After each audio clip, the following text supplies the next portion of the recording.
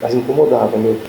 Incomodava, é uma coisa que era chata, todo jogo, todo torcedor, a gente falava, caramba, não é possível, o Corinthians uma hora vai ter que ser campeão da Libertadores, vai ter que retornar a uma conquista mundial, né? Então fomos atrás dela. Salve, salve, boleiros e boleiras de todo o Brasil! Tá começando mais um canal Nest. Bate palma aí, pessoal! E hoje eu tô aqui com o eterno capitão do segundo Mundial. Nunca nem vi. Alessandro! E antes de começar essa entrevista, eu vou pedir para você deixar o seu like, se inscrever no canal. Eu tenho certeza que essa entrevista vai marcar. Alessandro, que honra, obrigado, cara, por você receber a gente na sua casa aqui. Eu agradeço. A gente se conhece há pouco tempo, né? Mas eu vi que a sua humildade assim já mostra que é algo fantástico. Assim. Obrigado mesmo, cara. Muito agradeço. Vamos bater um papo bacana aí, com certeza. Fico feliz, cara. Alessandro, primeira pergunta para você, cara. Você é aqui de Assis, né? Cidade onde você nasceu. E a minha primeira pergunta é: como é que é o Alessandro na infância? Como é que foi o Alessandro quando era pequeno? Mais precisamente Assis Chateaubriand, né? Que também tem Assis aí no interior de São Paulo. É verdade. Às vezes as pessoas se confundem um pouquinho, mas eu sou natural de Assis Chateaubriand, saí daqui com 13 anos de idade, morava, na verdade, nem morava na cidade, morávamos num sítio, né? A 13 quilômetros aqui da cidade, né? Família, com os pais, minhas duas irmãs, mais familiares ao redor ali, né? Que é um sítio localizado onde os meus avós naquele momento conseguiu que todos os filhos morassem juntos com ele, né? Então éramos em 7 ou 8 famílias no sítio. Então minha rotina na verdade era bem pacata, bem tranquila, uma infância bem simples. Então até meus 13 anos eu convivia entre ficar no sítio e vir para a cidade somente para estudar e em determinado momento participar da escolinha do Canônico, né, do professor Canônico. Apaixonado por futebol, acompanhava meu pai todos os finais de semana nos torneios em que ele disputava, então eu fui acompanhando e na primeira oportunidade que ele me deu eu fui frequentar a escolinha do professor Canônico. Inclusive, é porque eu era aqui de Assis Chateaubriand e o seu pai é bem conhecido aqui também porque é boleiro também, né? Foi boleiro aqui, bem conhecido, jogava bem. Um belo jogador, inclusive. Não se tornou um atleta profissional, mas eu tenho convicção que se eu tivesse metade da qualidade dele, eu provavelmente teria jogado um pouquinho mais ainda. Que legal, bacana.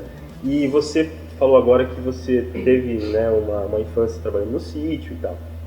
Você chegou a trabalhar na roça também? Trabalhei, mas foi pouco, né? Porque pela idade, né? Tudo bem que há anos atrás, assim, né, as crianças, jovens, adolescentes, de uma certa forma trabalhavam, né? Era um trabalho duro, pesado, mas trabalhavam. Mas eu tive a experiência de colher algodão, né? De ajudar e auxiliar meu pai e os meus tios na agricultura, mas nada que tenha sido um trabalho pesado e sacrificante. Foi uma experiência muito boa também para mim. E assim, você começou com 13 anos, começou jogando futebol e com 13 anos surgiu a proposta para você ir para o Flamengo, né? Correto? É uma oportunidade de avaliação. Uma oportunidade de avaliação. Naquele período com 13 anos, né? Como nos dias de hoje, né? Então existem as avaliações, as convocações para fazer testes, experiências, então cada atleta acaba tendo uma oportunidade. Eu naquele momento estava em Cascavel disputando pelo clube comercial, né, uma competição de futebol de salão e tinha um olheiro do Flamengo, pintou o teste e fui para o Rio de Janeiro fazer uma avaliação. Fomos eu, meu pai, meu tio Alfredo e o professor Calango e graças a Deus fui feliz lá na ocasião, uma boa avaliação e por lá fiquei. Eu segui a minha vida aí no futebol. E é esse detalhe que eu acho importante. Um garoto com 13 anos, deixar a família, né? Porque aqui a gente mora, digamos, no interior. Você sai para o Rio de Janeiro. Como é que foi essa mudança assim para você?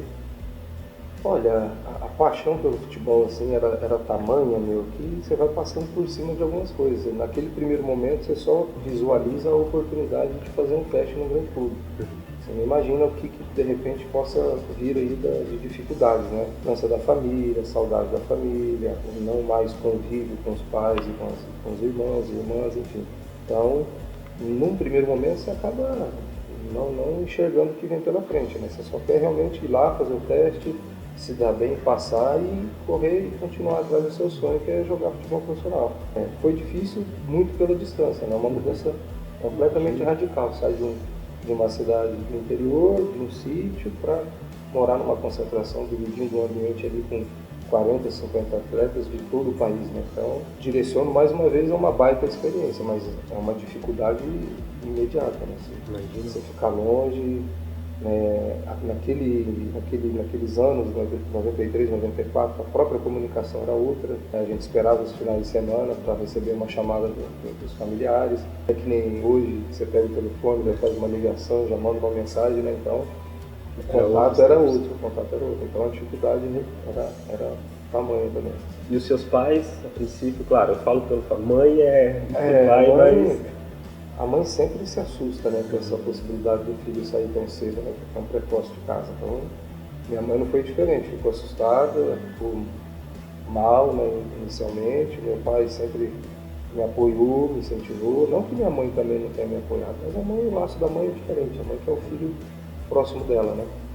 Mas deu tudo certo. Eu fui, aí com o passar do tempo ela foi, né, compreendendo que eu estava gostando, que as coisas estavam dando certo, funcionando bem, então, e aí começou toda uma trajetória.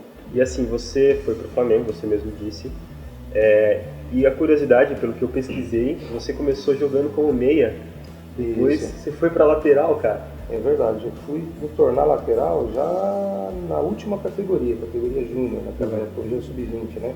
Tem o sub-20 e o sub-23 ainda, que é uma categoria um pouco mais recente no cenário do futebol, mas naquela ocasião era infantil, juvenil, júnior, fraldinha, né? Então eram essas categorias. E aí realmente eu fui me tornar lateral só na última categoria. Na infantil e na juvenil eu sempre fui um meia, né?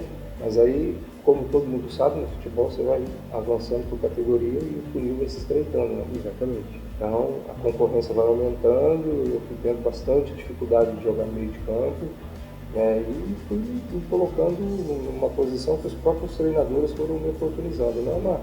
Acaba não sendo uma escolha do atleta. Assim, e isso acontece ainda hoje em dia, né? Muitos atletas percorrem as categorias de base numa posição e um treinador detecta que ele tem qualidade para outra posição, né? Então aconteceu comigo, fui feliz, tive grandes treinadores, professor Toninho Barroso, professor Denis, que foi o meu primeiro treinador no Flamengo, Tamar, Zagallo, que foi o de maior nome.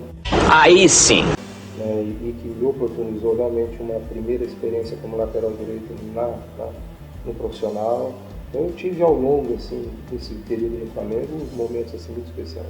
E assim, esse período que você passou no Flamengo, eu estava observando pelo menos, principalmente o tri carioca de 2001, né, com aquela falta do Pet lá na cabeça. Bate muito bem, já fez 9 gols de falta com a camisa do Flamengo. Aí o Alessandro no banco, Petkovic para falta, cobrança! Gol! Você estava jogando, né? Tinha até cabelo, desculpa falar isso. Bastante, inclusive. E na foto tava Edilson, tava Juan, Reinaldo, Adriano Imperador, cara. Então, assim, você fez parte de um elenco ali fantástico, né? Júlio César, eu me recordo até hoje. Nós tínhamos, assim, atletas que percorreram diversas categorias e depois se encontraram no profissional, né? Bem bacana. Que legal. E falando sobre o Flamengo, tem um recado de uma pessoa aqui que faz um tempo que você não vê. Ele é daqui, da região mesmo, é um grande amigo seu. Eu conheço ele também e falou, não, tem que deixar um recado. Alessandro, que faz tempo que a gente não conversa. Um abraço para você. Você sabe o carinho que eu tenho por você. A saudade é grande de você já. Você sabe que devido aos meus compromissos, seus compromissos, a gente fica longe e tal. Você tem sua vida. Manda um abraço pro Logo, seu pai, Dona Iraceli, a sua nenenzinha, a tua esposa, a sua família linda. Conta aí pro menino aí, aquela vez que você veio do Rio de Janeiro, com tempra, sem carteira, trazendo todo mundo. E a polícia não pegou você. Você teve muita sorte, hein? Essa é uma história curiosa, né? Na verdade, muito bacana receber uma mensagem dele, um grande amigo. Nessa ocasião, na verdade, quem não tinha carteira era eu, né? Mas nós viemos em 5 atletas. O primeiro foi o Luciano Neto, que desceu em Santa Bárbara do Oeste, saindo do Rio de Janeiro, num templo. Então ele parou. Carrão na época, foi uma nave. Ele ficou em Santa Bárbara, depois mais um amigo, o Anderson André, ficou em Paranavaí, depois mais um em Santa Fé, e eu fui o último que Assis. Foi o último trecho aí Que legal, cara, que legal. História legal, história bacana. Alessandro, depois do Flamengo você teve período curto ali no Palmeiras, e depois você foi pro Dinamo Kiev, na Ucrânia, né? É, E lá é um pouquinho frio, né? Queria que você contasse essa experiência aí, que foi meio... bastante gelado, na verdade, né? Como você falou, eu saí do Flamengo em 2003, tive uma passagem muito rápida pelo Palmeiras, eu tive um empréstimo naquele momento no Palmeiras, mas fui para a Ucrânia. Fui para um contrato de 5 anos em Kiev, né, no Dinamo de Kiev. Sim. Há um frio absurdo, menos 20, 22, 23, então foi uma experiência muito, muito difícil. É verdade que lá tem um período que vocês ficam sem jogar por causa do frio? Tem um recesso de janeiro a março, né? Janeiro, fevereiro, quase que o período de março inteiro, porque é uma nevasca muito forte. O último jogo ali, pelo dia 21, 22 de dezembro, já está um frio absurdo, inclusive a gente tira um período no início de dezembro para sair de Kiev, para fazer uma preparação final para o jogo da Champions e retorna só em março para também ficar viajando. Um período muito frio, de muita neve e sem jogos. Mas a experiência é bacana, né? Você vem para Assis, 35 graus, aí vai para Kiev, menos 20. Meu Deus do céu. Uma mudança tanto. Nossa. E assim, você, depois do Dinamo, você teve uma passagem rápida pelo Santos, pelo Cruzeiro, Isso. Pelo Grêmio, né? Exato. Só que eu queria que você focasse um pouco no Grêmio, porque tem um cara da equipe aqui que é gremista. Né? Quando a gente chegou aqui, ele começou a falar muito do Grêmio, não sei se você percebeu, né? Então ele pediu para fazer uma pergunta, você participou da Batalha dos Aflitos, né? Que pro gremista foi uma das coisas mais loucas que eles vivenciaram, vários AVCs aí, ataque cardíaco. E queria que você falasse um pouco, você viveu ali, você entrou acho que no segundo tempo, né? Eu nem entrei no vou cortar essa parte, você falou que tinha entrado. Olha lá, olha. Falou que tinha entrado ali, ó. Não, entrei. Não jogou os jogos da Série B. Não, joguei bastante com o Mano. Tinha cabelo. Isso, naquela ocasião foi um jogo, né, muito atípico, várias expulsões, enfim. Mas um abraço aí pro nosso grande amigo gremista, que está ali babando ali, né, pela camisa do Grêmio. Mas pelo Grêmio eu fiquei 2 anos, foram 2 anos assim, muito positivos também. Um ano da Série B, 2005, né? E na sequência 2006. Então teve, em 2005 teve a Batalha dos Aflitos, que nós ficamos sem 3 ou 4 atletas expulsos e ainda conseguimos fazer um gol com o Anderson numa arrancada, né? Mas foi um jogo que provavelmente hoje em dia o futebol já não permite mais. Tudo que nós passamos ali, né? A chegada no estádio, a maneira que fomos recepcionados, a estrutura montada para uma equipe de futebol circular dentro do vestiário. No intervalo nós nem conseguimos ficar dentro do vestiário, para você ter uma ideia. Pressão? A pressão natural, mas coisas extracampos assim que inviabilizaria uma partida de futebol. Mas naquela ocasião foi um jogo maluco mesmo. Por incrível que pareça, né, fizemos ainda um gol numa sequência de um pênalti defendido pelo Galá. O Galá defendeu um pênalti, que se aquela bola entrasse, né, nós não seríamos campeões e não voltaríamos para a elite do futebol. O Galá faz uma defesa, na sequência a equipe do Náutico ficou completamente atordoada, todo mundo parou, o Anderson pegou a bola, fez um golaço e comemoramos o título e o acesso da Série A. É um filme, porque eu não sou torcedor do Grêmio, mas a gente vê alguns lances, a gente viu...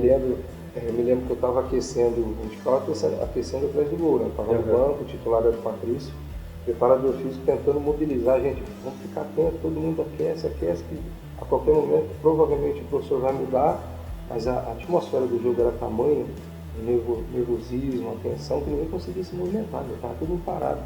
Eu falava para ele, não dá, meu, se precisar entrar, nós vamos entrar sem problema nenhum, mas não tem como, está todo mundo vivenciando um momento aqui único no futebol. Fantástico. E em 2008 você foi para o Corinthians, né? Exato. E pegou um período de Série B, né?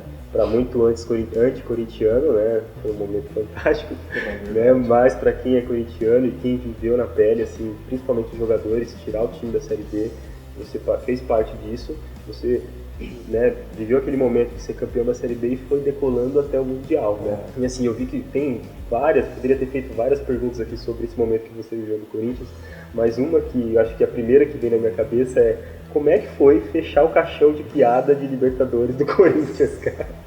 Essa é uma boa pergunta mesmo, porque até eu cheguei no Corinthians em 2008 com grandes atletas naquele momento, mas o clube vivendo o pior deles, né, que era estar na Série B, sem estrutura, mercado completamente fechado para o corintiano. Poucos atletas naquele momento gostariam de vestir a camisa do Corinthians, por incrível que pareça, né? Então eu tive o privilégio de chegar naquele momento, de fazer parte daquele desafio, né, daquele elenco. E realmente esse era um ponto que eu demorei a perceber, mas a cada jogo, a cada viagem, a cada estado, a cada estádio que nós frequentávamos, era a primeira coisa que a gente ouvia, né? Corinthians não tem mundial, Corinthians não tem mundial, a própria Libertadores também, né?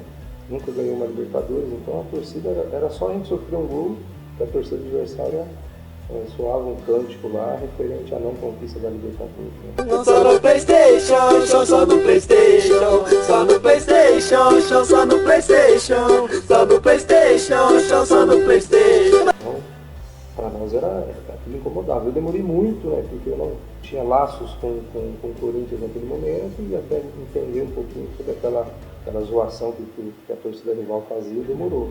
Mas incomodava mesmo. Incomodava, era uma coisa que era chata, todo jogo, todo torcedor, a gente falava, caramba, não é possível, o Corinthians uma hora vai ter que ser campeão da Libertadores, vai ter que retornar a uma conquista mundial, né? Então fomos atrás dela. Chegamos para disputar uma série B do Campeonato Brasileiro, passamos por Paulistas, Copa do Brasil, veio a Libertadores, veio o Mundial, Brasileiro. veio a Copa, 2 brasileiros, então de 2008 para cá, com certeza a gente pode falar sem nenhuma restrição que o Corinthians foi o clube que mais conquistou títulos até hoje, né? E títulos importantes, né? Então, todo mundo teve a sua participação, a sua contribuição e eu sinto muito privilegiado por ter estado no Corinthians nesses longos anos. E assim, a gente falando sobre Libertadores aqui agora, né? Já vem outro pensamento na minha cabeça.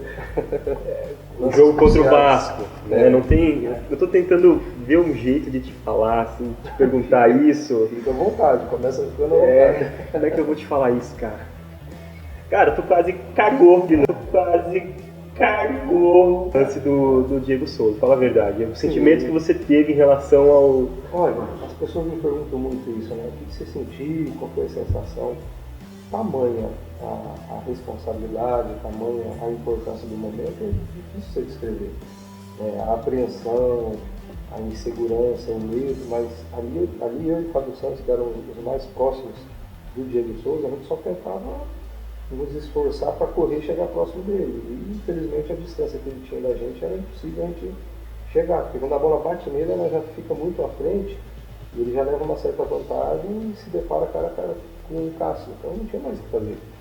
Ali não tem, são segundos ali que você olha e de repente tudo pode se perder, né? Toda uma trajetória, uma conquista, um trabalho, uma dedicação, uma carreira, fatalmente uma carreira, porque não dá para prever, mas quem conhece o futebol brasileiro, o que traria negativamente um gol como aquele, infelizmente seria muito direcionado somente a mim, né? Então, e o pior ainda, né? Na sequência de uma excelente defesa do Cássio, tem uma cabeçada do Nilo na trave. Então, 2 lances ali, as pessoas nem se lembram dessa cabeçada do Nilo. Elas só se lembram a defesa do Cássio, o lance que originou entre ele e o Diego Souza, que poderia acontecer saindo do gol, foi tão grande que a cabeçada na trave passou despercebida. Infelizmente, aquilo ali colocaria qualquer profissional no chão. Eu estava tentando ver o lance, né, quando o Diego Souza tocou na bola até a defesa do Cássio, né? Foi uns 6 segundos, assim, mais ou menos. Para você foi os mais demorados da vida, né? 6 dias. E assim, você é capitão do Corinthians, né? Capitão do Timão, assim. E esse peso, cara, de ser capitão de uma das maiores torcidas, vamos dizer assim, que o corintiano ele trata o Corinthians como religião mesmo, né? Sim. E você representar, não dizendo que o capitão ele é maior que todos dentro do campo, mas ele é o cara que ali dá uma orientação e tal. Ele não é um técnico, mas é o cara ali que tem o peso, né, de levar a braçadeira no campo, né? Na verdade, assim, o Tite, né, ele foi muito feliz quando ele implementou dentro do Corinthians um revezamento com os capitães. Eu tive o privilégio de, em 2 ocasiões, né, estar com ela, né? Foi no jogo da Libertadores e no jogo do Mundial. Então, foi muito feliz, deu muito certo e fui privilegiado ali, né? Alessandro, a sua trajetória toda foi de momentos fantásticos, né? Como é que foi encerrar a carreira? Você diz assim, agora eu vou pendurar a chuteira e vou me aposentar. Foi difícil a decisão? Foi muito difícil. Para um atleta de futebol, eu que saí de Assis por 3 anos, eu fiquei por muitos longos anos jogando e tendo aquela rotina, é muito difícil tomar a decisão. Você fica meio perdido, você fala, tudo bem, vou parar de jogar, mas o que eu vou fazer? Porque minha vida toda foi essa intensa rotina de viajar, de concentrar, de treinar, de jogar, ficar longe da família, então é uma vida muito intensa. Então, a decisão é muito difícil. Então, acarretou com uma oportunidade de sequência dentro do clube, que o Edu Gaspar capitaneou, me convidando, me direcionando, conversando comigo, me deixando super à vontade nas escolhas, seja na área administrativa ou técnica. Então, foi uma junção de coisas. E o futuro? O que você pensa? Então, eu sei que você está estudando, né? Você não parou de estudar, está se capacitando. Eu me desliguei em janeiro, né? Nós chegamos a um consenso que seria importante colocar um ponto final depois de 5 anos dentro do clube. São funções assim, de muito desgaste, de muito trabalho, então seria importante para mim naquele momento ir para o Corinthians, né? O término, fizemos o término como sempre, da melhor maneira possível. E passei a fazer o curso de gestão e governança dentro da CBF. Uma vez por mês, nós passamos lá 3 dias que representam um módulo. Nosso curso é anual, curso bastante interessante, profissionalizante. Indico atletas, até mesmo YouTube? profissionais. Ah, não. Também, com certeza. Você vai ter um lastro de conhecimento lá dentro absurdo. São excelentes profissionais, professores assim, aplicando conhecimento, é uma troca de uma experiência muito bacana, vale muito a pena. Legal. Você está jogando bola ainda, pelo menos, brincando um pouco, Nada, né? Infelizmente não. Eu fiquei muito preguiçoso para jogar futebol. Cara. Vai ter um jogo agora lá em Palotina? Será que tô precisando de um lateral aí, cara? Eu estou muito mal fisicamente, cara. Melhor você buscar um outro profissional. Eu fiz 2 partidas, né? A penúltima foi a do Sheik, né? A despedida do Sheik em dezembro.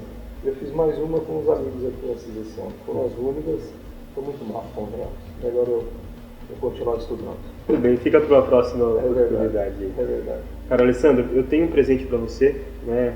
Algo que a gente, uma forma de agradecimento mesmo por essa conversa. É simples na aparência, mas não na essência, tá? Agradeço desde já. Tipo, o gremista aqui que tá louco para aparecer. Aparecer. Desenho, hein, mano? Pois é, a gente tem que abrir, né, meu? Não é só futebol, para mostrar que não é só futebol mesmo. Futebol é Muito obrigado. uma ferramenta de transformação, cara. Muito obrigado. Valeu mesmo. Obrigado mesmo. Gente, foi muito bom conversar contigo. Tem a conversa agora com o Alessandro aqui perto da medalha da Liberta. Né? Não sei se eu posso tocar, mas tudo bem. Claro, fica à vontade. Qual o seu Legal, time de coração? Eu torço pro São Paulo. Pro São Paulo. Pro São Paulo. Você já sabe que é ser campeão da Libertadores. Por mais que vive um momento aí não tão bom, mas você já sabe o que é ser campeão da Libertadores. Mas obrigado, né? Obrigado pelo bate-papo, pelas perguntas. Foi muito agradável. Espero que todos aí que te acompanham possam gostar. E desejo também muito sucesso para você nessa coisa. Eu que agradeço, cara. Obrigado mesmo. Valeu. Conversei com o Alessandro, pessoal. Obrigado.